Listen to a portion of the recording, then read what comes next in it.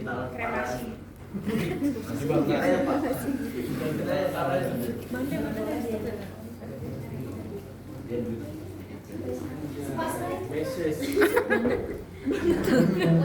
Malah liatin posisi itu. Yang mana macetnya? Ya udah itu udah rekam, udah rekam. Oh, udah. Gua kedepan yang berat. Oh, iya. Gua usah lama kali.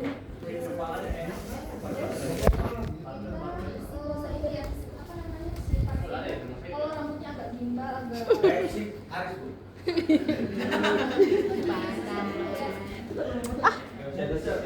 Sar. Ada kutunya.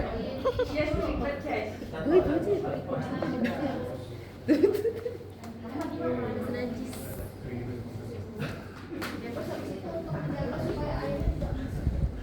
Ih, jernih banget. Hidungnya Bu, kasih kapas hidungnya Bu. Iya.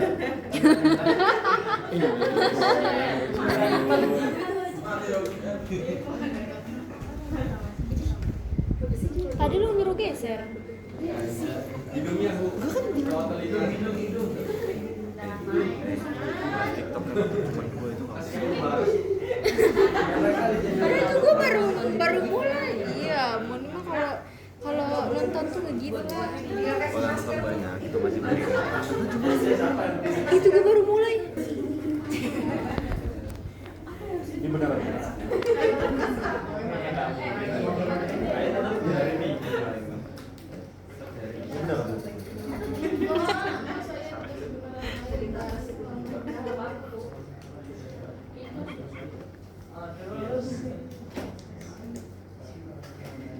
Ini apa yang tadi? Ini apa yang dulu?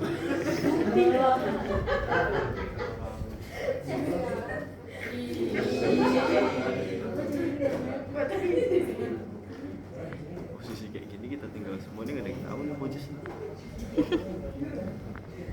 Itu gunanya anduk buat apa? biar nggak rebus. Kenapa? Iya, ditambah. Ini lagi tadi makan di luar sendiri aja.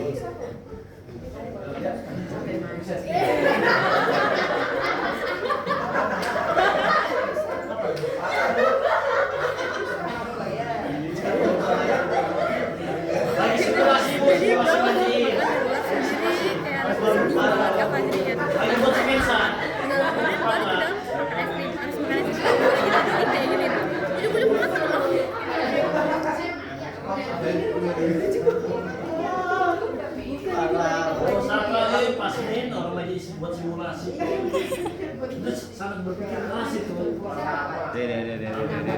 Saya sendiri.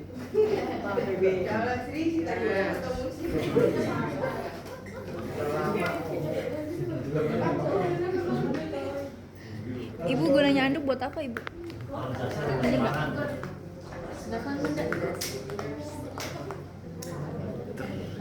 Ini dipasangkan rasa ya buat untuk maksudnya biar supaya airnya itu nggak masuk mata.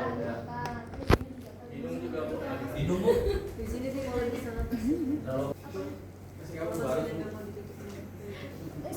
Kalau memang misalkan pasien tidak mau ditutup matanya, tapi konsekuensinya ditanggung sendiri kan kita takutnya percikan samponya kena. Jadi misalkan ada percikan, PR nih si perawatnya harus membersihin, jadi buat amannya mendingan buat tutup aja. Tadi udah lihat kita sisir dulu kalau memang ini rambutnya agak-agak kusut sebelum disiram. Soalnya kalau kena air makin kusut kan. Jadi harus Kalau bajunya basah Bu gimana? Bajunya basah. bajunya pasiennya sih. Ganti loh. Kalau sendiri nanti kita harus tambahin handuk pasien. Terus mulai untuk siramnya airnya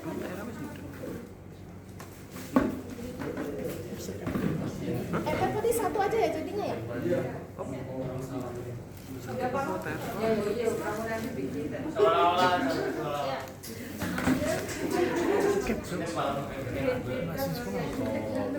Ini kan airnya makanya kalau tadi kebesaran oh dia buat rambut.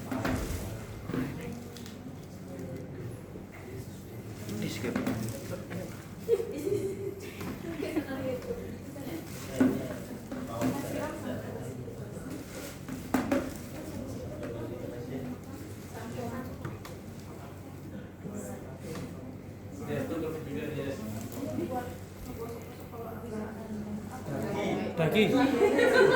Kayak gitu kan. Udah dari tingkat 3 sampunya. Pas kali tuh Bu, pakai 3 hari tuh. Bukannya? Iya ya. Gosok pakai kapas sih, Bu? Nggak denger. Bisa kan pakai kapas?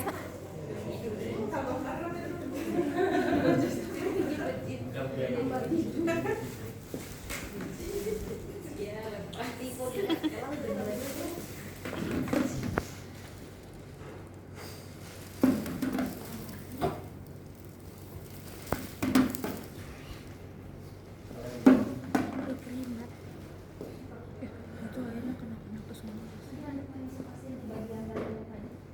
Nih aku bandingin banget.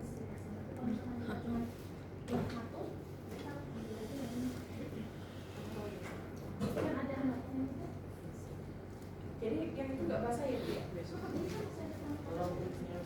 Yang dibersihin tuh kepalanya. Kalau fashion.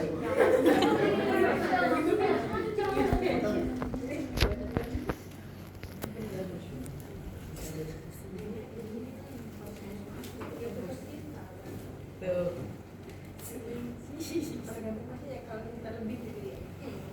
Banyaknya nambah.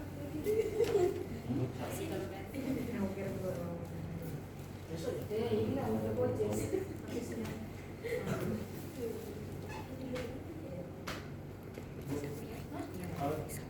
Seperti ini untuk pasien apa?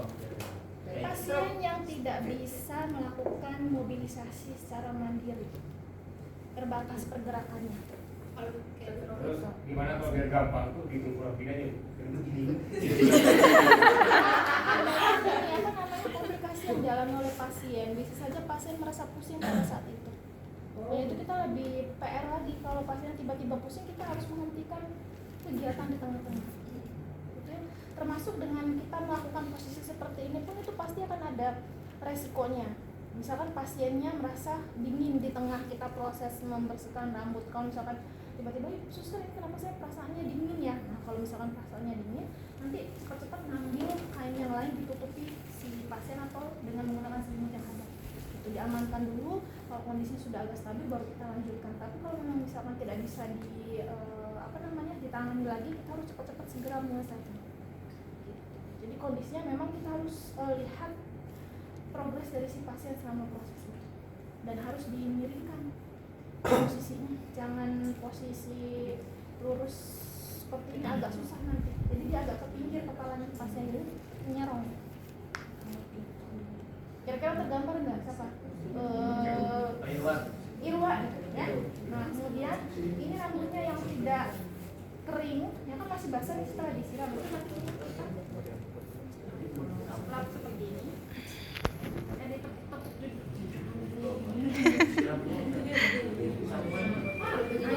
kalau perempuan kan biasanya bawa hair dryer ya, panjang rambutnya. Boleh, tapi nanti kalau yang perempuan jangan pakai model yang panas. Hair dryernya di setting yang pakai angin aja. Karena kalau pakai yang panas itu nanti kulit kepalanya agak sensitif, misalnya nggak cocok gitu dengan proses penyakitnya. Biasanya ada beberapa pasien kalau pakai hair dryer itu malah jadi jatuhnya tuh kayak panas kulit kepalanya. Jadi modelnya pakai yang angin, bisa disetting hair dryer. Jadi di keringnya, kalau misalkan nggak punya hair dryer pasiennya di situ ya kita pakai handuk bolak-balik, misalkan sini udah basah sekali, kita sekali aja harus bersihnya lagi. Pokoknya tepuk sampai dia nanti rambutnya ini kering. Ya, sampai kering. Nanti kalau sudah kering rambutnya ini boleh dipakai sebentar. Kering tapi lama. Apa nih? Kering sekali itu tidak bakalan mungkin tanpa bantuan alat. Makanya kita cukup untuk supaya airnya tuh nggak netes lagi. Nanti basah kasurnya pasien. Jadi kalau belum kering, kena bantal ya basah. Makanya cukup dikeringkan dia sampai nggak netes airnya. Kalau misalkan bantalnya takut basah, berarti nanti kalian minta handuknya pasien sendiri alasi di atas bantal supaya nggak netes langsung ke bantal. Kalau bantalnya basah berarti kan lembab. Kalau nggak diganti sarung bantalnya nanti otomatis apa? Bau. Lembab lah, malah nanti pas kulit sekitar pasien. Kalau yang sensitif kulit. makanya harus kering. Gimana caranya supaya kering, itu aja intinya. Kalau punya hair dryer pakai hair dryer, nggak ada hair dryer pakai handuk. Caranya handuk beberapa lembar sampai dia nggak netes. Kalau takut basah si bantal kepalanya pasien, di atas bantal kepalanya itu kita lapisi handuk lagi, jadi nggak langsung nembus ke sarung bantal. Tergambar ya kira-kira. Ini disisir dulu handuknya. Jadi itu nggak ada batasan waktu bu Untuk buat pengeringan. mengeringkan ya, tapi biasanya prosesnya ini memakan durasi waktu kalau cepat 15-20 menitan udah selesai. Harus. Kalau keringnya itu tergantung dari ketebalan rambutnya pasien. Kalau kayak gue ini lumayan tebal rambutnya. Kalau yang cepet itu kayak Irwansyah, tuh cepet tuh. Adi. Kalau kayak ini Kalau pajak itu kayak panjang rambut iya kalau cewek. tapi seperti perlakuan laki-laki cuman kan dia masalahnya kalau perempuan kan lamanya ya. Lama. Nah, jadi kalau mau berarti si handuk yang satunya lagi itu kayak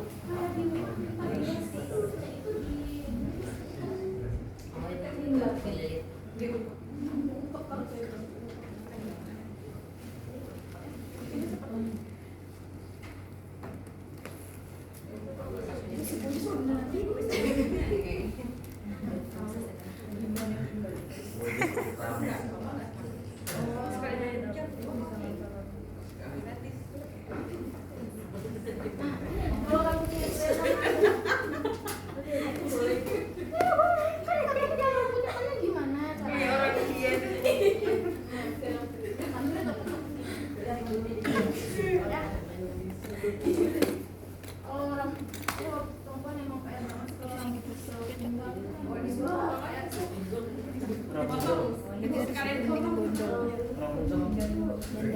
Baru juga nggak enak tuh. Enaknya di mana ya? Nyatok mulu. Enggak, gue nggak bodol. Gue ngecut break. Soalnya dia punya indikasi medis yang lainnya. Kalau misalkan katakanlah pasiennya ada cedera kepala, Ngecut break ya. apakah boleh pasiennya dimandikan? Udah panjang. Cedera kepala otomatis dia kondisinya kan GCS-nya tidak bagus. Pasiennya juga pasti dalam kondisi tidak sadarkan diri. Tapi dia dengan perawatan yang cukup lama, pasti kan perlu yang namanya personal hygiene kan. Diapain pasiennya? Apakah boleh diposisikan diri seperti ini? Yang terbolak-balik tidak boleh. Ya, jadi nggak boleh diangkat kalau dia ada Yang gigi udah. Nah itu kalaupun mau dimandikan, terpaksa harus dimandikan karena kondisinya memang misalkan sudah banyak sekali potong-potongnya, kotor sekali, itu harus 3 orang yang memandikan. Jadi rolling, jadi dia bertiga, ada yang di kepala, ada yang di badan, sama ada yang di kaki. Jadi ada instruksi khusus kalau di gawat darurat itu harus bersamaan dia balik. Oh megang. Ya megang kan nggak boleh gerak kepalanya, nggak boleh menyatu. Ya, kalaupun harus memang mencuci rambut, itu kalau nggak salah ada sampo yang memang khusus untuk dipakein di rambut tapi nggak perlu dibilas. Jangan pakai itu lagi Yang spray itu bukan? Iya, pakai kalaupun harus terpaksa dicuci gitu kalau kondisi medisnya mengarah. Tapi kalau misalkan tidak ada indikasi medis sertikal, nah itu boleh tadi dibersihkan di bagian sini di atas sini. Kalau memang perlu di bagian sini banyak dagingnya. Untuk airnya selalu masuk ke asal juga. Kalau airnya agak dingin, pasiennya nggak nyaman terus. Jadi tadi suhunya kita posisi di bagian dalam. Kayaknya untuk dikeringkan sudah ya, kalau sudah dikeringkan, kalau si bapaknya punya pomade ya yang buat rambut itu. Minyak kelapa. Pakai kain pasien. Ini hanya kalau Orang garing ya. makin cepol ya.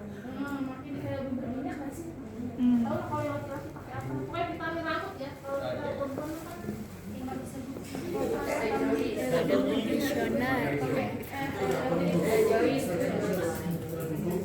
Sunlight bu. Izin kalau misalnya pasien muka nih, terus dia ada alat penyemprotan di muka-mukanya itu, cara dia nggak kena alat-alat itu gimana? supaya tidak kena alat di muka. Berarti kita cara nyiramnya aja yang diakali. Atau kalau enggak kita, ya nggak mungkin kan kita nutupin. Ya nggak sih, nggak mungkin kita nutupin pikiran. Kalau pasien itu harus hati-hati aja cara nyiram polanya sama kita gitu ya. Selagi dia tidak ada kondisi medis yang melarang pergerakan bagian kepala dan yang terpenting perawatnya itu ada yang ngebantuin, ya boleh silakan. Tapi kalau misalkan dirasa susah ya jangan. Kalau dilap aja Apa itu? Ya bukan cuci rambut dong kalau kayak gitu. Kalau dilap-lap aja. Lap-lap.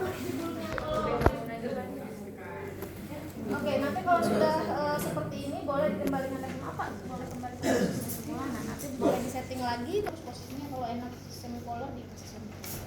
Menyesuaikan posisi awal. Sampai sini aja untuk yang cuci rambut. Ada yang dikonfirmasi lagi sebelum demonstrasi ulang?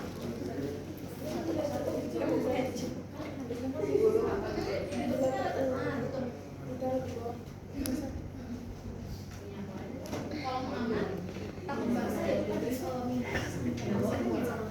Kalau masih punya banyak